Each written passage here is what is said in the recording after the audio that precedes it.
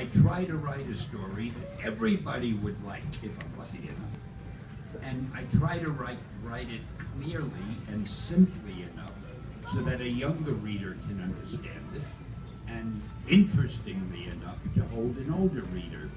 I know there are some writers and some producers who say, I want to do a movie for people from 24 to 30 or 18 to 26.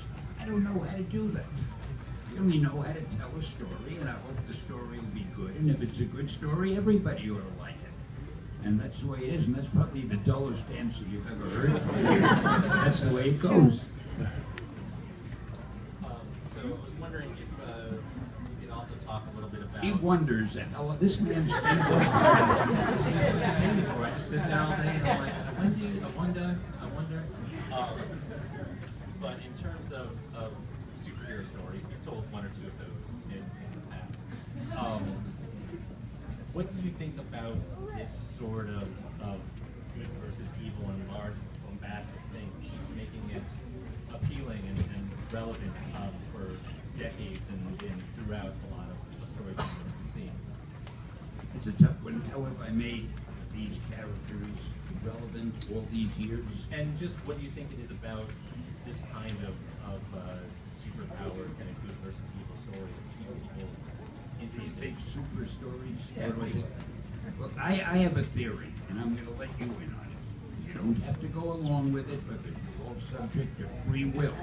We are not holding you prisoner here. But I'm going to tell you what my theory is. My theory is I will bet every one of you, even you, loved fairy tales when you were a kid.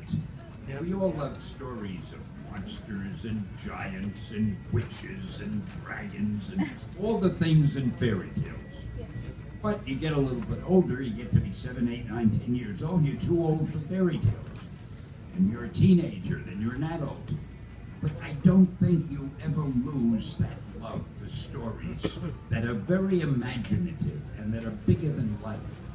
And that's what I and so many other people in that field try to do with superhero stories. To me, superhero stories are really fairy tales for grown-ups.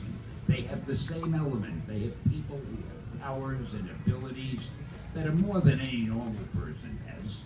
And it's fun, at least it's fun for me, to read about them, to write about them, and to see what happens when you put them up against a hero who's a normal person. Or maybe the hero also has a superpower, like Jack and the Beanstalk.